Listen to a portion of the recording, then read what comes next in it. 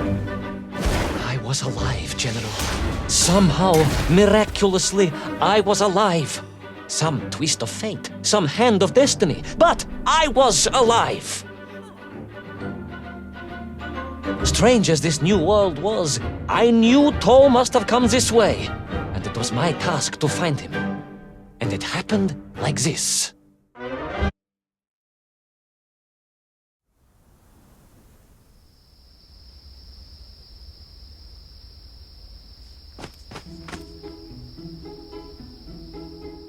The sun beat down on me relentlessly.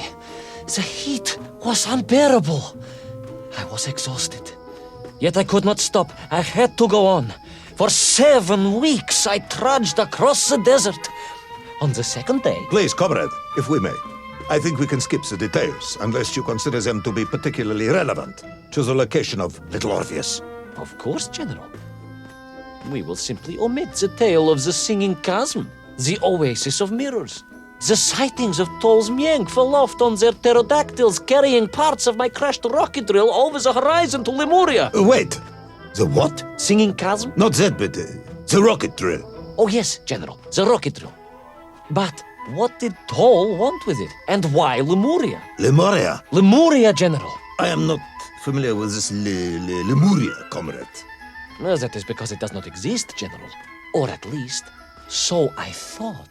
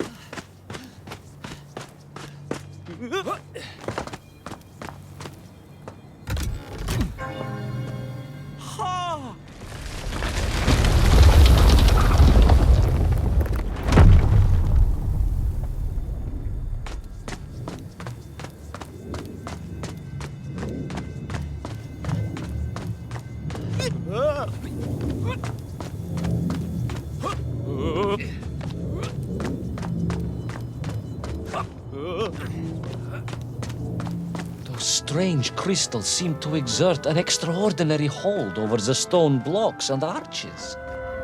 When they hummed, the whole city remade itself. Where they were missing, clearly looted by some villainous thief, the city was fallen to ruin. It was like a vast musical instrument, vandalized, and yet still attempting to toot.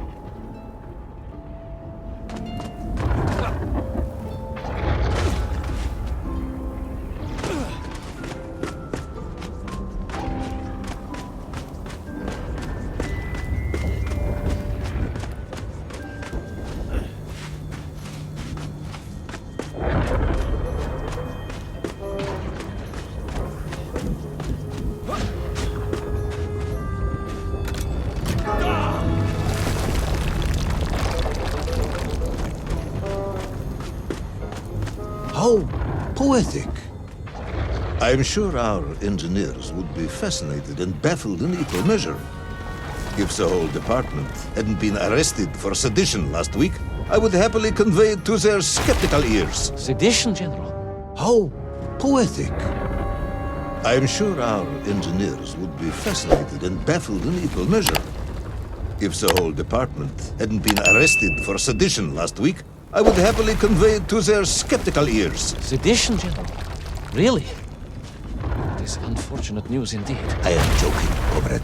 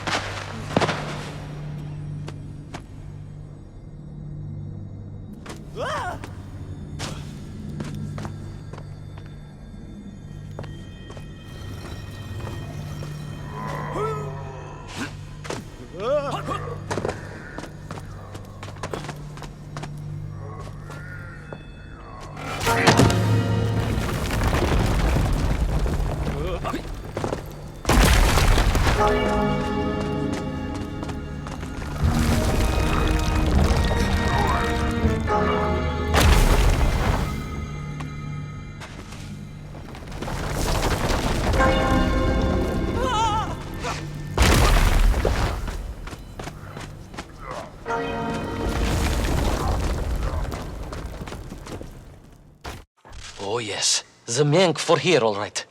Which meant whatever dastardly scheme Toll had, it was to be enacted on these burning sands. And you will explain this in due course, I imagine. What you need to know first is this. I have told you already how parts of the devices the enslaved Menk were forced to wear came from the surface. Radio parts and so on, yes, from what you have told me. Assuming there were plenty of lost ships in the ocean as you claim, for Toll to have dredged up what he needed to assemble them. Aha! Good! You are one step ahead of me, General. I said assuming. Of course. Assuming.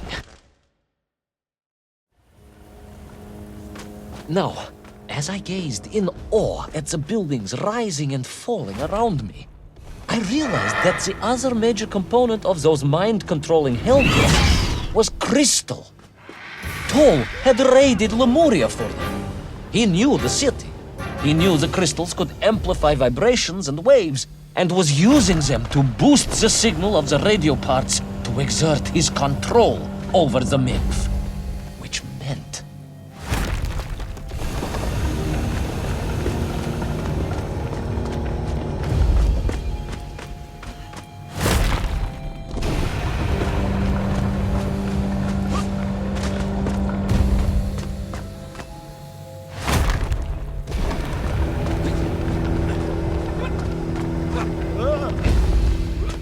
Yes? Imagine what nation could achieve when fused to the finest atomic science our great Soviet civilization has produced. Wait. I do not understand. You said Toll was planning on using the bomb to shatter the Earth's crust to return to the surface. A tragic mistake, General. I had not recognized the extent of his mad ambitions.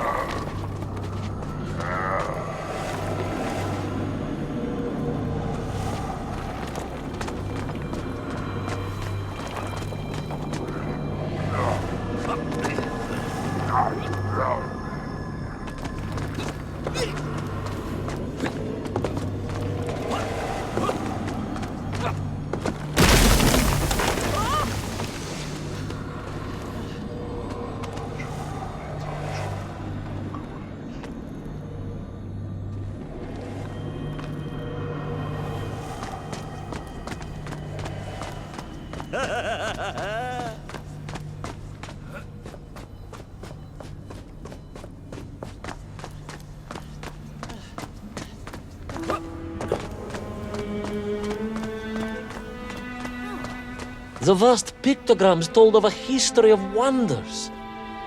They seem to suggest the Lemurians were travelers from another world, where a mysterious clock seemed to stand. That is very mysterious. As mysterious as the location of Little Orpheus, perhaps. Yes, of course, General. I am just getting to that.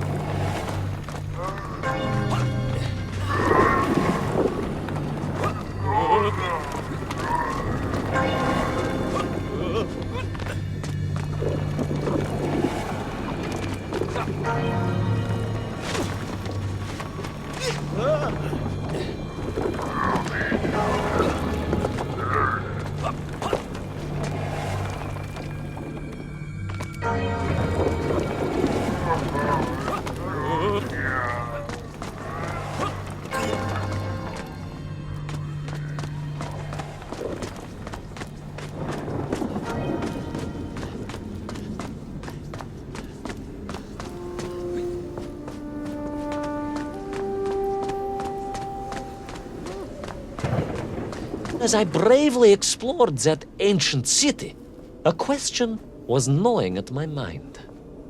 What did it mean that the Lemurians had foreseen the coming of Tol? And who was the man from above that was celebrated as the savior of the Miengf?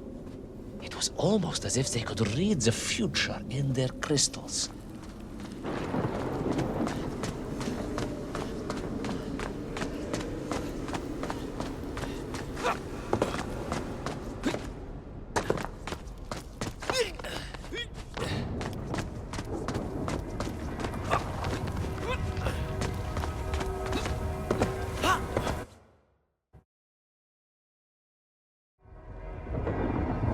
The bells of Lemuria tolled and tolled, a roaring symphony, a crescendo of peals that set the city dancing, each note causing the crystals to shimmer and cascade with light. But the sandstorm was no natural phenomenon, and the bells did not ring for celebration. Something was very wrong here. Aside from the pterodactyls and the Miengf and the dancing stones and the ancient magical prophecies and the crystals and now the giant bells, you mean? If you don't want me to...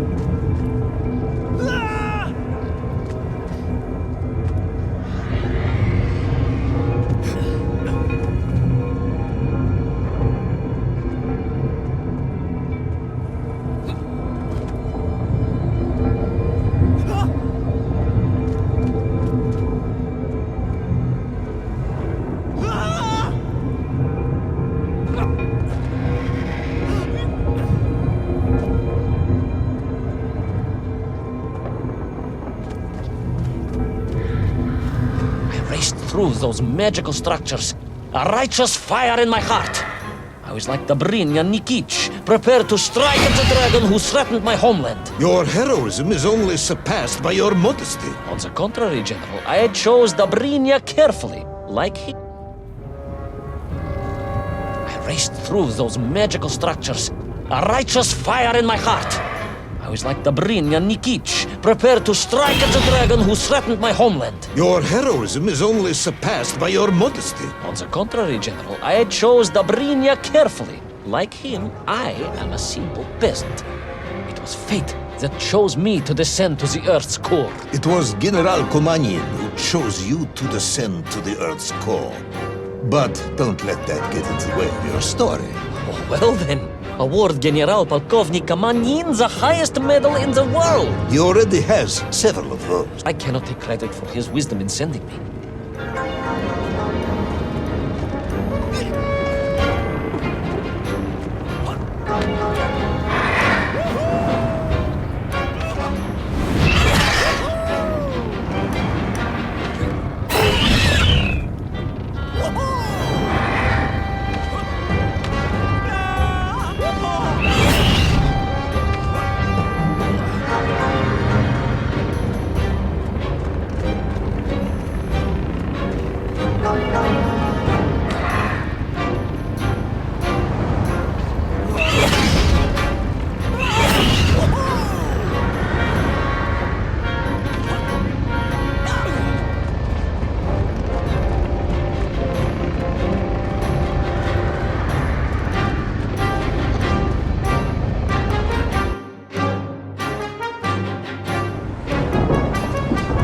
Was once a rocket drill ship, built to burrow into the Earth, was now a mighty vessel, repurposed to blast off into the skies.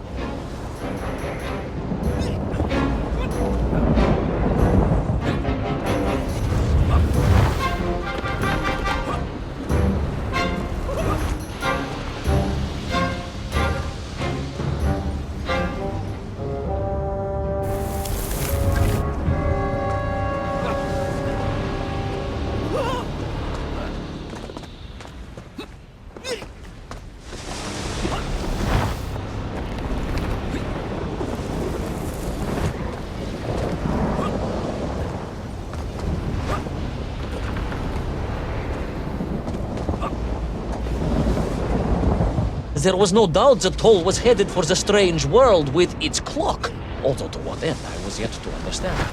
But there was no time to consider, no time for questions.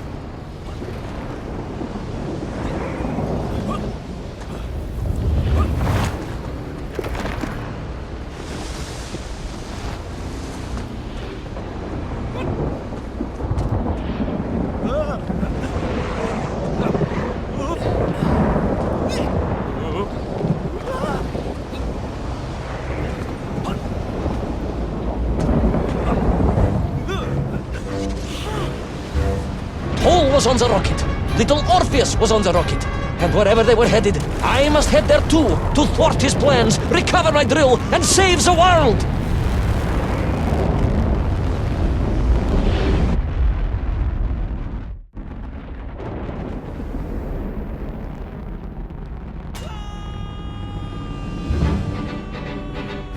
Will our enthusiastic yet disorientated hero be burnt to a cinder by the rocket's engines?